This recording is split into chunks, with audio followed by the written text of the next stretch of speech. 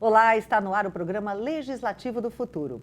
A inteligência artificial nos mostra como o avanço da tecnologia torna mais dinâmicos e melhor elaborados os processos.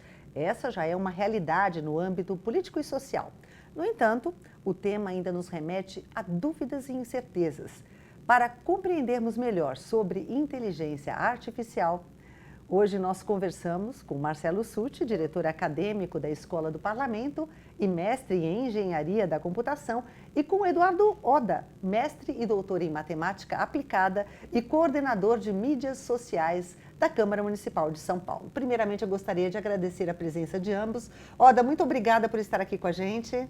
Eu que agradeço. Fui muito feliz de participar desse debate aí, acho que vai ser bem enriquecedor para todo mundo. Sem dúvida vai ser interessante, Marcelo. Prazer tê-lo aqui. O prazer é meu, Elis. Agradeço o convite por participar do programa.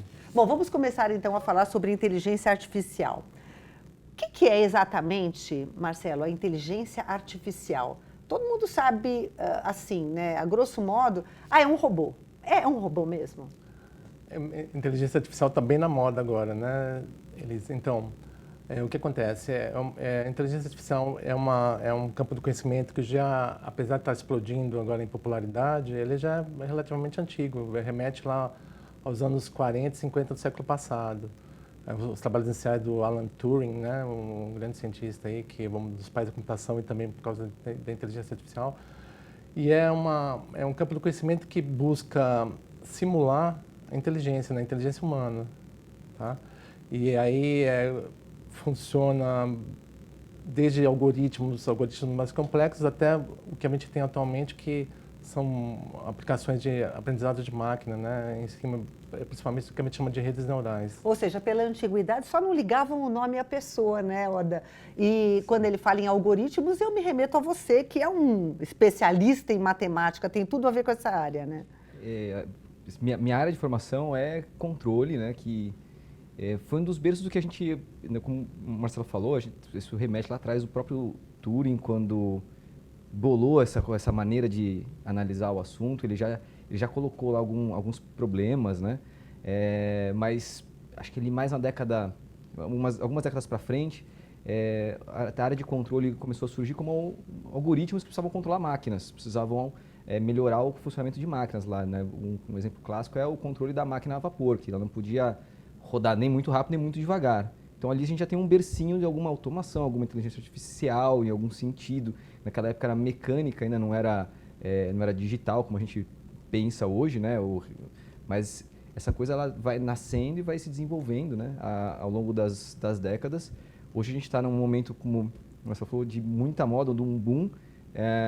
Acho que é meio sazonal isso, a gente já teve outros booms aí no passado, agora está particularmente divertido, eu diria, né? Quem não gosta aí de brincar aí com as novidades, mas é isso, ela remete a todo esse caminho que a gente foi fazendo desde que a gente percebeu que era possível automatizar algumas coisas, algumas tarefas que o homem fazia. E a primeira coisa que veio à cabeça já começou lá atrás, o sonho do quando que a gente vai ser superado por isso, né? Aliás, parece, né, Marcelo, que esse é um fantasma, que todo mundo fica, né, com aquilo na cabeça. Eu acho que a tecnologia vai acabar com o ser humano não vai ter mais papel na sociedade e por aí vai, né? Mas não é bem assim, né? Eu sou da corrente que eu me filio aos otimistas nesse sentido, né? A gente vai ter um mundo novo, a gente vai ter um mundo que vai ser diferente do mundo que a gente tem hoje, mas eu vejo como um mundo melhor se a gente souber conduzir de maneira adequada essas inovações em relação à inteligência artificial agora. Então, fazendo com responsabilidade, cuidando, tentando evitar vieses, a gente vai ter umas aplicações muito interessantes e, sim, o homem vai estar comandando, né, esse processo todo. Não vai vir a reboque, mas sim comandando. Eu penso assim. Tem? Ou seja, nós não vamos ficar de fora disso tudo. Agora, deixa eu te perguntar uma coisa, Oda. Eu adoro quando vocês dão esses exemplos práticos, como o Oda acabou de falar da máquina a vapor, né? Porque eu acho que fica mais claro para as pessoas entenderem o que é inteligência artificial, como ela atua e tal, né? A gente poderia dizer que a inteligência artificial está em tudo hoje na sociedade? Em tudo, eu diria que não. Mas ela está cada vez mais nas coisas que a gente acha que é importante. E aí eu tô com o Marcelo nessa, eu sou do time dos otimistas, no fundo dos times dos românticos aí, né? Aham. Assim, onde a inteligência artificial está chegando, ela está chegando para deixar a gente ser mais ser humano. Então, tem lugares que ela não chegou, tem lugares que tem áreas mesmo assim, que ela ainda está bem incipiente, tem áreas que ela já está muito avançada, que a gente já está aplicando isso no cotidiano.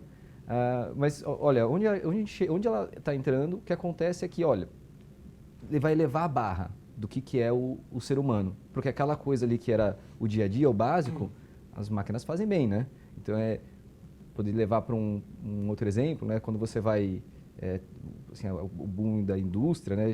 Toda uma certa época a gente queria, quero comprar, sei lá, uma coisa feita industrializada, padronizada, mas com mais precisão, com mais isso, com mais aquilo. Hoje, quem é que não gosta de um trabalho feito manualmente ali, assim, alguém chega, se você vai olhar, vai ver a imperfeição, vai reconhecer a imperfeição e vai até entender que ela cabe naquilo, da importância dessa imperfeição. Então, essa imperfeição ela está lá para se adequar mais a você. Então, uma coisa que o humano faz em máquina, pelo visto, quer dizer, até agora eu não tenho muitos indícios que faz, é se adequar àquela minúcia, àquela delicadeza que a gente sabe fazer como ser humano, né? Bom, então quer dizer que a inteligência artificial veio para complementar, vamos colocar assim, que o ser humano vai continuar com o seu espaço, de acordo com os nossos entrevistados otimistas, mas que a inteligência artificial vai estar cada vez mais presente para auxiliar nos processos e para facilitar mesmo a vida do homem, né, Marcelo?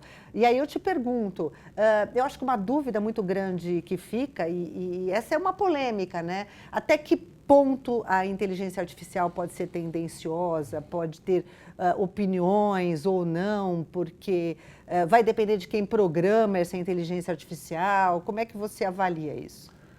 Então, vou voltar um pouquinho, Elisa. É o seguinte, eu vejo a inteligência artificial como uma ferramenta, né, e pegando o que o Oda disse antes, né, esse processo de automação mesmo que ele fez referência lá, a máquina a vapor controlar, a inteligência artificial é um passo, né, nesse caminho de automatizar, cada vez mais liberando os humanos das tarefas mais grosseiras, né, mais mecânicas, mais repetitivas. Só que assim, como ele está falando, né, a gente eleva a barra, né, o que era repetitivo nos anos 1890, talvez hoje, o que é repetitivo hoje, né, nos anos 1890 não era, só que nos anos 2040, 2050, no futuro vai ser. Então, a inteligência artificial vai realmente, na minha visão, né, e muita gente compartilha dela, vai liberar os humanos das tarefas mais simples, né, e para permitir que a gente se concentre em tarefas mais de acordo com o ativismo do espírito humano. E traz mais eficiência também, né? Sim, bem colocado, bem preparado, traz mais eficiência. E agora, voltando à questão do viés, né, o que acontece, né, no modo mais comum de desenvolver a inteligência artificial hoje, com as aplicações mais complexas, a gente usa o que chama ali de rede neural, né, aprendizado de máquina. E nessa linha, como que funciona? Você não coloca regras para a inteligência artificial, você não dá os passos que ela deve seguir, mas sim você mostra exemplos e ela aprende através de exemplos, para tornar mais claro, né? Quando você era pequeno, né, quando você era pequeno, no caso, sua mãe não ensinou para você uma regra para você identificar um gato. Não falava que era um bichinho que tinha duas orelhinhas pontudas e um narizinho com um bigodinho, não. Ela foi mostrando vários exemplos de gatos para você e você internamente fez essas regras para você. A inteligência artificial hoje, as chamadas redes neurais, o aprendizado de máquina, aprende assim. Você vai dando exemplos e ela vai inferindo internamente quais são as regras que determinam para esse conjunto de dados essa consequência aqui. Uma máquina inteligente. Nesse sentido, né? Mas assim, ela aprendeu com as regras. Então, isso aqui são gatos e ela vai identificar quando você dá uma foto nova de gato. E qual que é o problema do viés? Então, fechando esses parênteses, né? Se você começar a dar dados errados, ela vai chegar a conclusões erradas. Um exemplo clássico que o pessoal coloca é o seguinte. Imagina um sistema de inteligência artificial que vai selecionar entre vários candidatos um candidato a um presidente, a um CEO de uma organização. Se ele olhar só o passado, o que vai acontecer? Poxa, quem que é um candidato ideal para um CEO? Ele vai lá passado, geralmente um homem branco, 50, 60 anos. De repente, se um dos candidatos não se encaixa nessa regra, uma mulher negra de 40 anos, já fica fora. Fica eliminado por um viés no tratamento. Então, para eliminar o viés, a gente tem que tomar cuidado no treinamento, né? Como que a gente treina. Se você ensinar a criança de modo errado, ela vai repetir, vai apresentar os comportamentos errados. Se você treinar a inteligência artificial de maneira errada, ela vai repetir só esse comportamento. O viés está na gente, não na inteligência artificial. Ou seja, Alda, depende de quem vai abastecer essa inteligência artificial com dados para tornar isso eficiente ou não, né? E assim, ético e por aí vai, né? Eu tenho uma visão parecida com essa que o Marcelo trouxe, que é assim, os modelos matemáticos, que, bom, enfim, que acabam virando, que a gente acaba de repente chamando de inteligência artificial, eles repetem aquilo que a gente ensinou eles. Então a gente forneceu um conjunto de dados, né? E ele vai tentar reproduzir esse comportamento. Então, se eu vicio, né, esse treinamento, acabou, vai ser uma... Né, não... Agora, tem um outro ponto, né, que eu acho que, resgatando a ideia lá da criança lá, que a criança ela vai aprendendo umas coisas. E por que ela desaprendeu em algum momento da vida? Que horas que ela passou a errar e superar e a evoluir, né? O que foi a sementinha que apareceu, Aí eu retomo uma vez, eu escutei de um grande cara aí, uma frase assim que, primeiro, a gente mandou para as máquinas, né, a nossa força, né, depois a repetição, né, a capacidade foi lá, fez a máquina, aí depois repetiu aquilo várias vezes, né, aí a gente mandou a memória para o computador, né, para as máquinas. Então você não precisa mais lembrar de um monte de coisa, porque... Né? E certas adições, assim, lembrar tabuada, você vai lá, tem a calculadora, você tem a Wikipedia, você vai colocando a sua memória lá e a gente vai se liberando a cabeça para outras coisas, né? Parece que a gente tem mandado parte da inteligência ou parte do processamento da informação para as máquinas. E aí o que sobrou para a gente? A ética, né? E aí é justamente quando você passa o seu modelo que fala assim, olha, o bom preditor para um CEO é esse aqui, ó. E aí, quando se você não parar e analisar isso de um ponto de vista mais... Eu estou usando a palavra ética de um jeito meio, assim, leviano, mas enfim. Formal. Se você não avaliar isso de um ponto de vista com alguma carga extra, né? Com algum comprometimento extra, você vai... que eu vou chamar de ética aqui meio assim, de brincadeira. Aí você simplesmente vai repetir o comportamento e o que vai acontecer é que a humanidade, né? A sociedade não evolui. Porque você só vai repetir aquilo que você foi aprendendo. E os computadores hoje eles estão mais ou menos nessa linha, eles só repetem o que aprendem, né? Aí uma época eu estava muito preocupado com esse problema, né? A gente tem uma visão assim que a gente fala assim, as profecias autorrealizadoras, né? Então é isso, o modelo de crédito, ele mantém o pobre e o rico, né? O rico, né? Então como é que você faz? Uma primeira abordagem é, vamos dar uma erradinha ali, né? Um pouquinho, vamos forçar a dar uma errada, sei lá. Vamos evitar uma metodologia que, essa aí a gente já cobra, que as pessoas façam, não use certas variáveis como preditores, né? Sei lá, por exemplo, gênero não pode ser um preditor, né? Não deveria ser um preditor, então nem coloca para aprendizado daquele seu algoritmo. Então você consegue, com o que tem hoje, a gente como ser humano, escolher não usar certas coisas, escolher errar um pouquinho, errar de um jeitinho um pouco mais certo, para que a coisa melhore, né? Nossa, eu vou pedir licença para vocês para fazer um intervalo. Eu achei essa, né, última parte desse nosso bate-papo tão interessante, ao mesmo tempo tão complexo e tão amedrontador. Estou brincando. Mas a gente volta daqui a pouquinho, depois do intervalo, para continuar falando sobre inteligência artificial aqui no programa Legislativo do Futuro. Até já.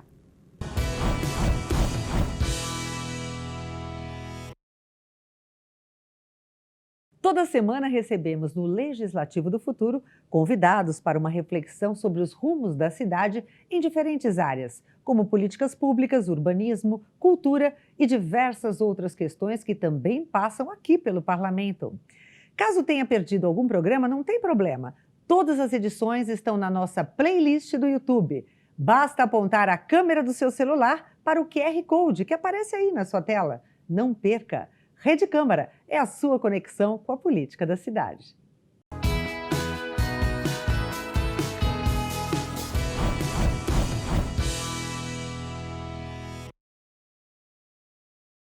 Estamos de volta com o programa Legislativo do Futuro, hoje conversando sobre o uso da inteligência artificial no Parlamento. Recebemos aqui no estúdio o diretor acadêmico da Escola do Parlamento, Marcelo Sutti, e também o Eduardo Oda, que é coordenador de mídias sociais da Câmara Municipal de São Paulo. Muito obrigada mais uma vez por estar aqui com a gente nesse segundo bloco. E no bloco anterior, o Oda falou um pouco sobre a questão da inteligência artificial, como é que ela é direcionada e tudo mais. Isso me chamou a atenção, que muitas vezes, vou dar um exemplo bem prático, né, do dia a dia. Você vai pedir um crédito num banco, por exemplo. Hoje é tudo feito virtualmente, vamos colocar assim. Você não precisa falar com o gerente, ir no banco pessoalmente, nada disso. Você tem lá um processo que você faz e, de repente, te recusam esse crédito. Por quê? Porque eu imagino que a inteligência artificial ali, veja, ele tem um nome sujo né, na praça, ele tem um salário assim, né, e já recusa. Quando, na verdade, apesar da pessoa estar nessa situação, ela pode ser uma boa pagadora já há algum tempo. E aí a inteligência artificial bloqueia essa pessoa porque não está bem ordenada com esses propósitos, né, Marcelo? É bem isso mesmo? Sim, Elise, e acho que retoma o que o Oda tinha colocado, né? É uma questão de você projetar de maneira adequada, né, justa, o seu sistema de inteligência artificial.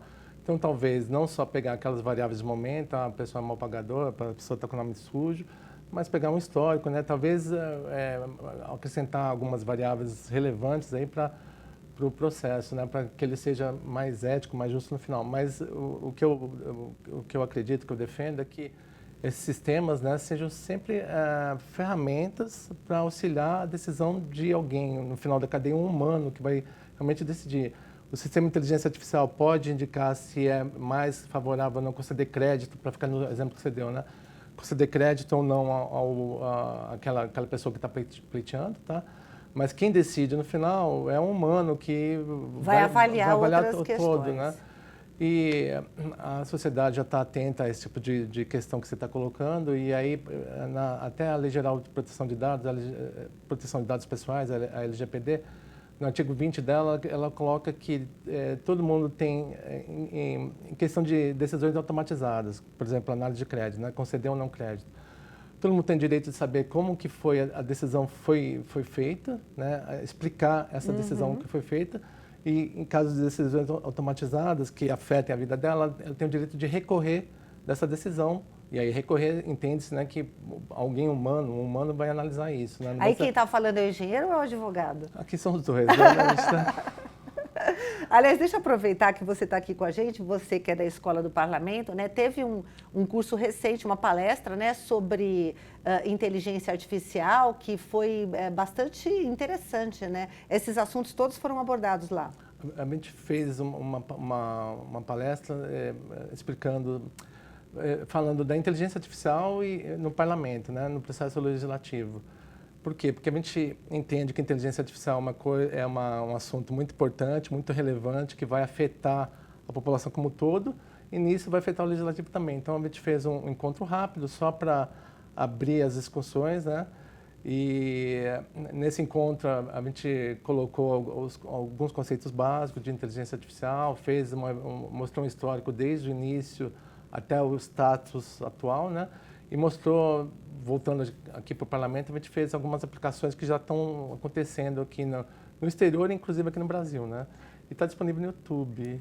Tem um QR Code, inclusive, que você pode acessar, né, e ter mais informações sobre essa palestra aqui da Escola do Parlamento, sempre útil, porque a gente está sempre aprendendo, né? Oda, eu vou agora entrar no assunto da inteligência artificial no Legislativo, né, porque eu acho que, como nós estamos na Câmara Municipal de São Paulo, a gente não pode deixar de falar da importância dessa ferramenta hoje em dia para o Legislativo de uma forma geral, né? Quer dizer, é um caminho sem volta, né? Veio para ficar.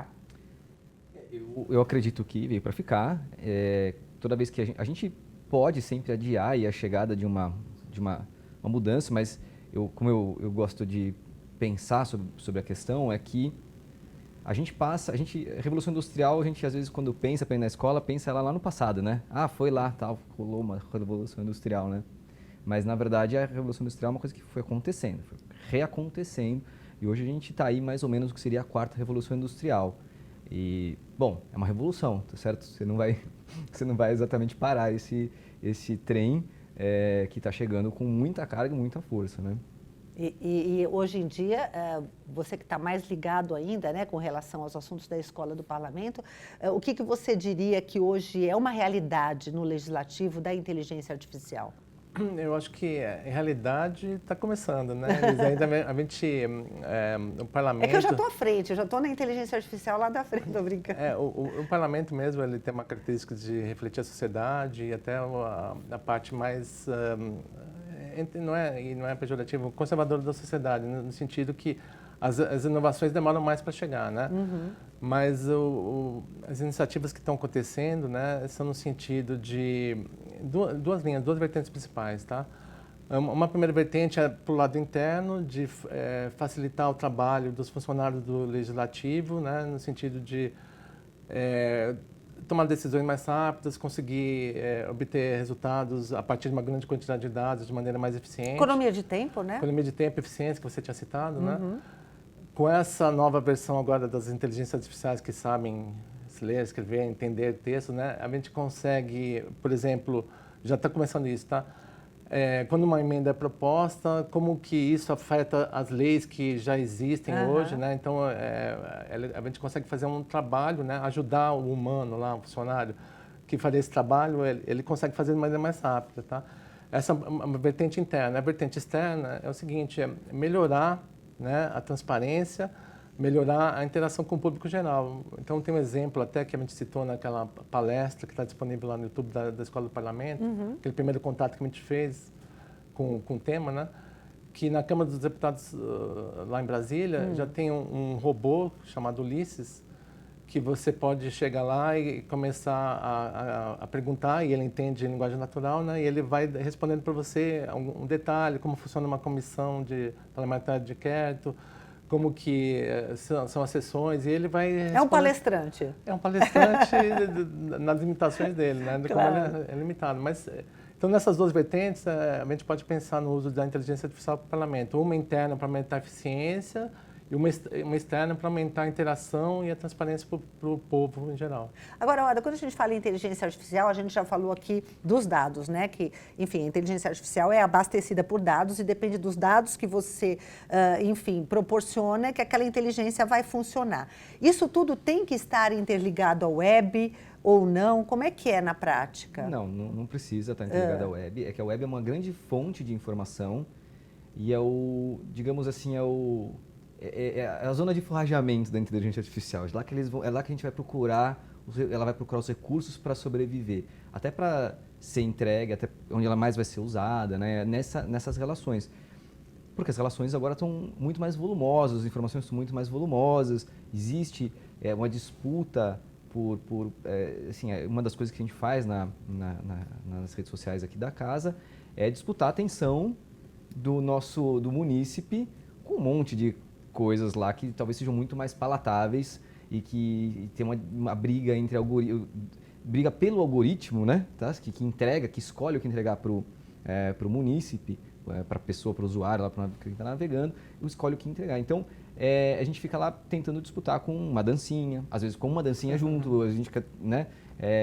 Vamos dizer que os assuntos aqui do legislativo não são assim os mais... São mais áridos, né? Não são assim, não é aquele que eu vou sentar em casa Mas e falar também um dia tudo depende brincar. da forma como que você divulga, como você Exatamente. fala. E aí a inteligência artificial entra nisso também, né? Ela te ajuda a entender qual a melhor maneira de entregar a informação, ela te ajuda... Então, eu posso criar uma pauta hoje, né, apoiado, né, por inteligência artificial. Eu posso depois ajustar esse conteúdo, eu posso direcionar ele para o público que vai se interessar mais. Então tem uma série eu posso colocar a inteligência artificial em vários momentos aqui para melhorar o processo, para que, no nosso caso, a informação, que a gente tenha a informação, que tenha a transparência, que tenha a participação, né? E como o Marcelo falou, a inteligência artificial ela é uma ferramenta que eu diria que, assim, olha, se ela não é a mais importante no momento, está faltando muito pouco, né? Tá certo. Agora, Marcelo, na tua opinião, quais são os principais riscos do uso da inteligência artificial no poder público? Os riscos vêm do uso errado da inteligência artificial em qualquer lugar, né, Elisa? Então, é o seguinte, se você usa dados viciados, se você não se preocupa como você constrói essa inteligência artificial, ela vai te indicar coisas erradas. A criança que aprendeu só a falar palavrão, ela só vai se expressar por palavrões. Claro. Né? Então, na hora de fazer o sistema de inteligência artificial, você precisa ter cuidado para ter atenção à ética, né? Transparência, a decisões justas, né? E isso vem desde da escolha dos dados para treinar essa inteligência artificial e do modelo que você vai adotar. E o risco é minimizado se você pensar que ela vai ser uma ferramenta de apoio, né?